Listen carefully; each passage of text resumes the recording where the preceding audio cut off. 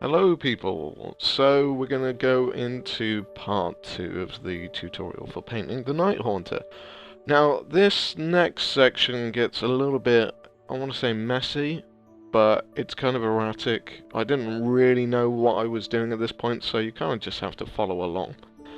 So, what we're doing first off is we're just going to paint the lightning claws, and that starts off with bolt gun metal, basically just base coating it.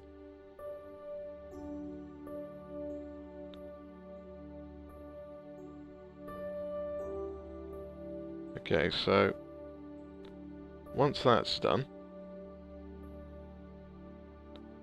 we then highlight up with a chainmail colour. So you want to do that sort of along the edges, leaving sort of gaps and recesses where the sort of, as you can see the curves of the serrated part of it. You want to leave a lot of that sort of still dark, so you get a kind of tonal effect with it. Basically, use hard edge highlighting here because that's the easiest way to do it. Once you're done with that as well, you then basically just move on to using a silver. So an even higher up colour, just to give it a little bit of a tone and a change rather than just being plain bolt gun metal.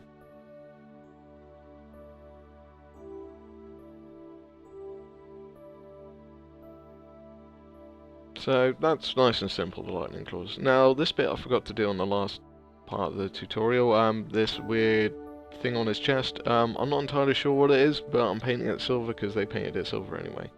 So this is the current state of the model. So we still got some bits and bobs to do. We're by nowhere means near finishing, so let's crack on with the next part.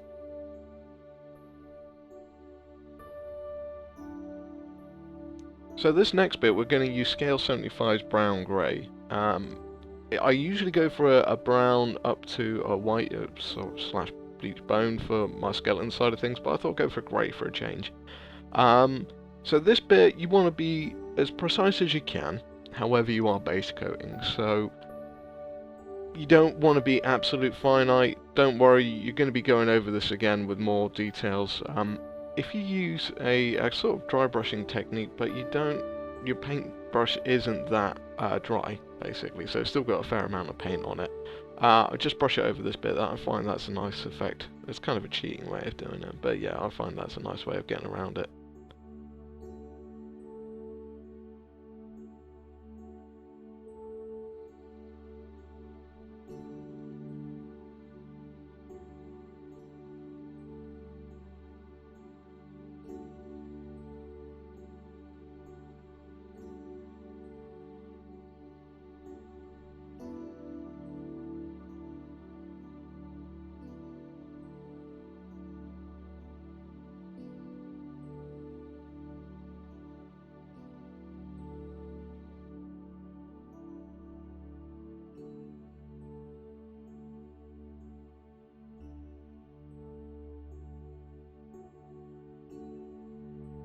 Okay, so what I did next was I mixed in some Mojave white, I believe that, or mauve white. I don't know how you pronounce it, but it's from scale 75 again. It's part of the black and white set. Mix some of that in with the brown grey and just start highlighting up a bit. Again, you can kind of use a dry brushing technique here. Be careful though, you don't want to go onto the gold and stuff like that. All the work you've done, you don't really want to ruin it, so just be a little bit careful. It looks like I'm going crazy here, but that's only because I've sped it up, otherwise this tutorial would be literally days long.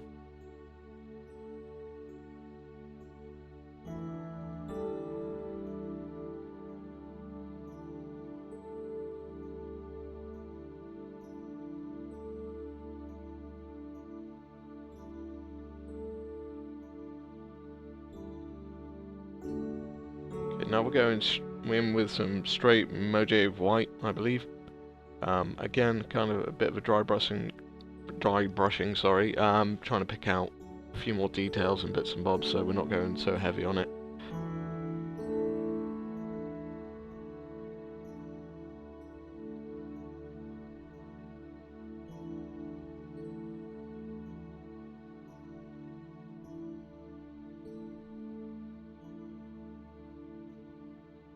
So this is the current state of play.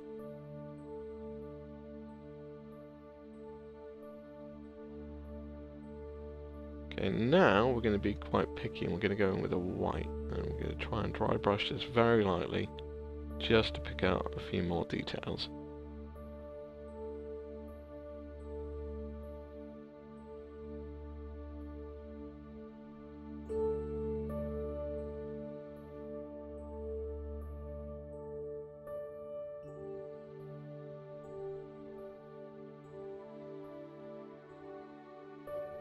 I know a lot of people would class this as cheating because apparently dry brushing is evil to some strange people in the world, but it does the job. It makes the model look good and it saves me a big headache, so I completely endorse dry brushing.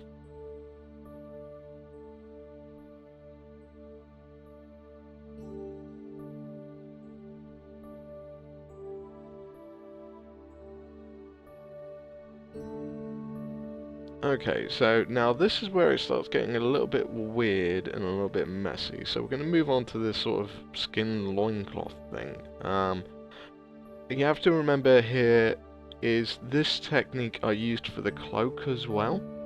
So how I got the skin effect and stuff on the cloak is the same as what I'm doing here. So what I'm doing first off is just applying a layer of blood red, again from scale 75. As a kind of base coat, quite heavy duty, but I wanted it thinned down. I didn't want it thick and clunking up the details and stuff like that. Again, we're doing it on other parts of the model as well. This was a bit of a learning curve for me because I honestly didn't know what I was going to do. I didn't want complete gore because I don't believe dead skin or flayed skin looks like completely blood red and soaking wet all the time. I don't think that's right. I used The Walking Dead as a lot of references for sort of dead skin flesh here. So again, going in with more layers on top of it, doing it whilst it's wet as well, so you get a bit of a blend. Yeah, there's no exact science to this bit at all. This was literally me kind of figuring out what was going on.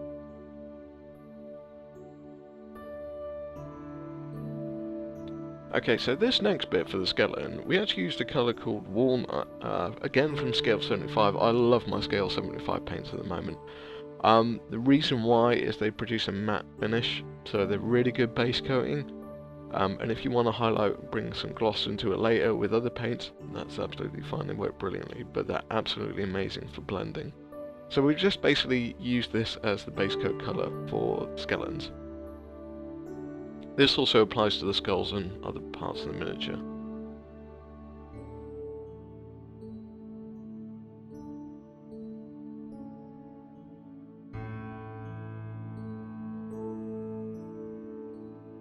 Okay, so now at this point as well, I got another colour from scale 75 called sandalwood, which is kind of a skin colourish brown. It's the best way to describe it, and kind of wet blended it in with the reds on the loincloth side of things. As you can see here, I'm just sort of touching up the bone parts on the shoulder pad. I kind of changed my mind a lot in this, and you'll see me going over colours again with different colours just to see what I can get. So again, this is me going around with more sort of sandalwood over the reds again. I'm kind of obscuring it, but I'm starting to like the texture and the colour I'm getting more of a sort of skin with like red undertones to it. And lo and behold, I'm going over it again with, I believe this is Antares red, from scale 75. All of this is kind of watered down. I'm also applying some Agrax Earthshade now as well. See if I can get a bit more depth into it as well. So as I said, it's a bit backwards and forwards all over the place.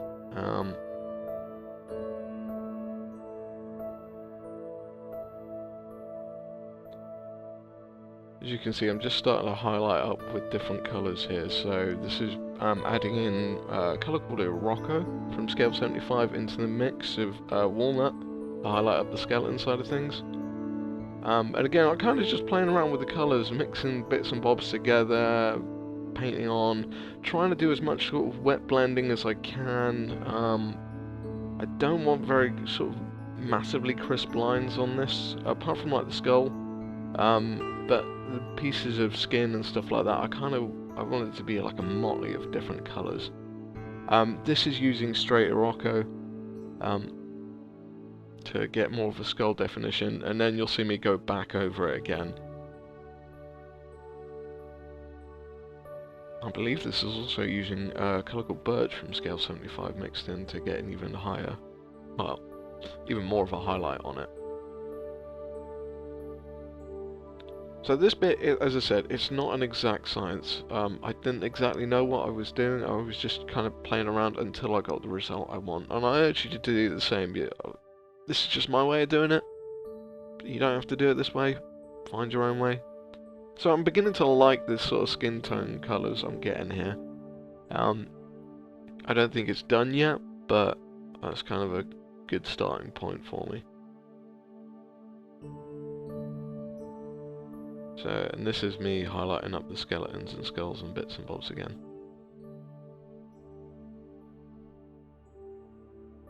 So now I'm mixing some red back into it because I want a bit more of that gore back. I didn't want them to be as gory as Forge World, so yeah, I've left a few bits of skull and stuff around.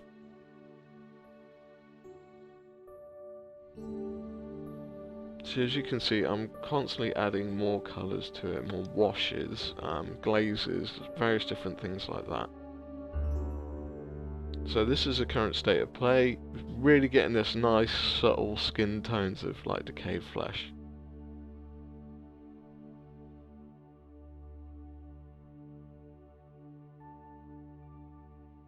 So I'm now mixing in some reds and also a few little yellows and bits and bobs like that as well, just to get a kind of distortion of the skin tones, because skin won't, like dead skin won't all sort of dry out the same basically. It will be different colours, there'll be like bruises, skin inflections and all sorts of stuff like that. So my aim was to try and mimic that.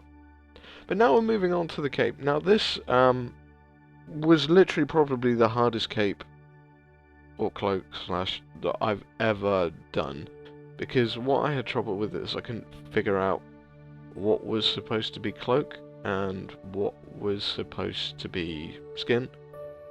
There's such an amount of detail on there, it's really quite confusing. But basically what we're doing here is starting off with a blood red base coat again, from scale 75. Going up with Antara's red, then using Aldebaran red as well. Sorry, I'm trying to read the name of it, they've got some strange names for these. Again, this is all kind of wet blending, very watered down stuff. So it looks like I'm being messy, and basically I am. But the wet blending is a bit more forgiving. So yeah, this is the base coat with sandalwood, again, for the skin side of things. So, and what I'll do is basically play around with it like I did with the loincloth side of things as well. So, until I'm happy. And again, I urge you to sort of keep in mind other colours. Don't just think reds, pinks, and beiges, or bleach bone or whatever. There's blues, there's yellows, there's greens. As long as you thin down everything to a certain degree, you're going to get some really cool effects. So just have a play around with it. It's quite a lot of fun. It takes a while, so if you want to speed up the process, get a hairdryer to hand. It allows you to speed up the process and get moving a bit quicker. That's what I did.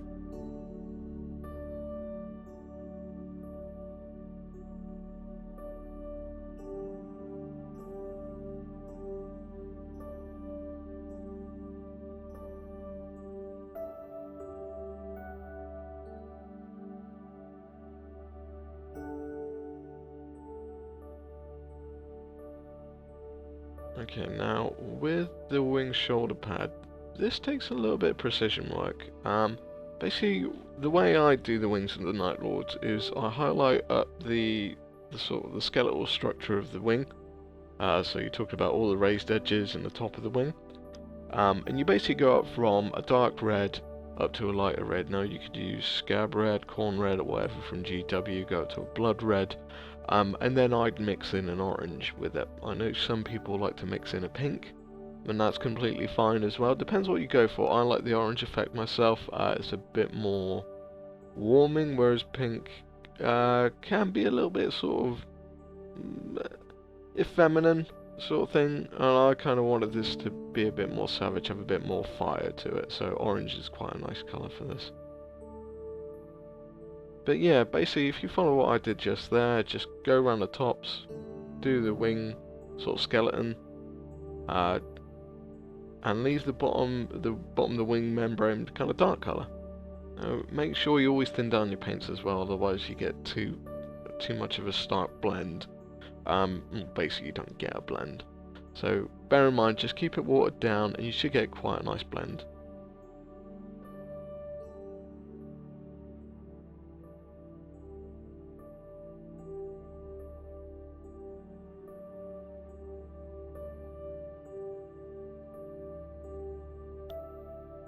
Okay, now this is a bit I believe I did, I wasn't 100% sure, but I'm sure I did, is going in the wing on his chest plate, I wanted it to be redder, basically. So I went in with some watered down Antares red, just base coated it up, just to make it a bit more vibrant. So, as you can see, I've done the cloak to kind of the same stage as the loincloth side of things, so again, using Agrax earth shades, browns, pinks, well not pink, sorry, reds, blues, yellows. But what I'm doing now is trying to highlight the actual cape side of things, which is a red cape underneath. It's a bit tricky on the other side with the skinners because you can't actually see where it is, and there's also some sort of engraved writing as well, which makes things ever more complicated. But as I said, as long as you thin your paints down, it can be quite forgiving. If you don't thin your paints down, you're gonna have a bit of a hard time with it, so just make sure. Like I'm doing here with the shading, I'm not being exact, but because it's so thin, I can correct it, and it just brings a nice kind of gradual shade up.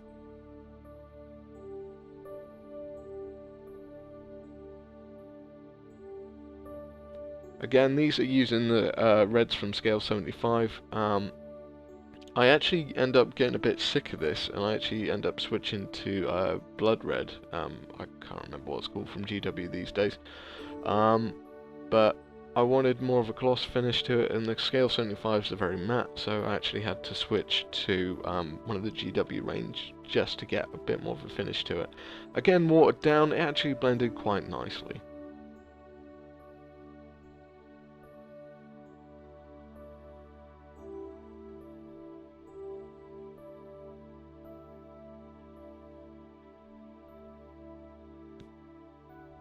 Okay, now this bit is I'm dry brushing some bleached bone over it because I wanted to enhance the skeletons and the skulls. But I've noticed that it really started bringing the skin to life as well, so I thought I'd dry brush the whole thing. I actually started picking out some details which I didn't realise were there. Also, it helped me do the writing.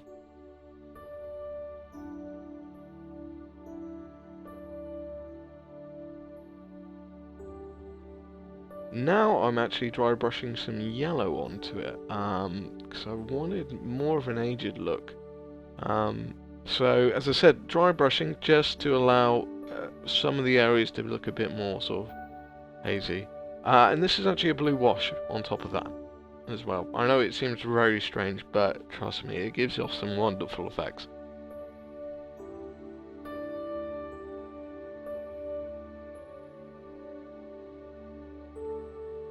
As with all of this stuff, it's all very thinned down, so it'll take a while to get it sorted. As I said, if you've got a hairdryer hand, it makes life easier. But yeah, everything's thinned down, so it's just many thin layers, and you get a better result. Now this is the dreaded bit, the face. I personally still dislike doing faces. I'm getting better at them, but they're a bit of a nightmare. What I've done is just started off with base coating with Talon Flesh. It's an old primer, or foundation paint from GW. Basically leave it to dry, then move on to the next step. Now the next step is I just wash it with a purple colour. And then you get this sort of effect. Now what you want to do is basically where the eye sockets are, the sides of the nose, sort of underneath the nose, if you can, the middle of the eyebrows, leave them blank. But basically you just want to start highlighting up. Now I mixed in some greys and whites into my talon flesh. So we actually started off with sandalwood again, and then I mixed in a grey with that, and basically you can see here is I'm just starting to pick out the details. So you want to go aim for the cheekbones, the nose, the chin, the cheekbones going down, the eyebrows and the top of the forehead. You want to kind of leave gaps just above the brow. As you'll see here, I've slowed it down just so you can kind of get a look and see what it looks like at the present moment in time. So we're kind of getting there. There's still a fair amount of stuff to be done. You can spend hours on a face, as I learned with this. And what I did is I just kept on mixing in some higher tones, mixing in some greys, and some whites into it. So you'll notice as you do more and more faces, you'll start being able to pick out more and more. You see me just constantly keep on going back to it, adding another layer, doing this, enhancing that bit, doing that bit, and there's no exact science to it. Stick with the purple wash, it does make life a hell of a lot easier. But yeah, just keep working it out. I would strongly advise as well, if you have a magnifying lamp, so one of those lamps like daylight bulb lamps, where it's got a magnifying glass in the middle, get one of them for this bit. It's incredibly tricky doing it without, because you can't really see all the detail. So I've had to do this under a magnifying lamp.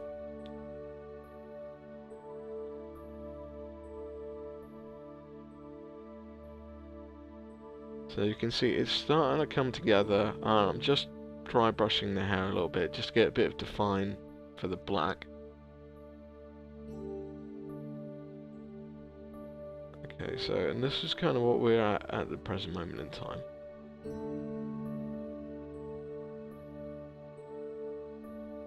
And again, I'm not happy with it, so I've gone in with a blue wash just around the eyes, or underneath the eyes, so I can get a bit of shadow in there, because I didn't think he'd be that well looking. He'd probably have a lot of shadow underneath his eyes. And then just doing some white across the teeth, across the bridge, and the cheekbones, and the brows as well. And this is the finished face. So there's no exact science to it. Do whatever colour you want, but I wanted this guy to look a bit like a vampire, basically, sort of unhealthy grey. And last but not least, let's do a little bit of black in the eye sockets, because I wanted to just have pure black eyes. Oh, I'm not done yet. Right, more highlighting. As you see, you can just keep on going with this. Just keep on going until you're happy. Just work at it. As long as your paints are thin, as I said, it'll be forgiven to you.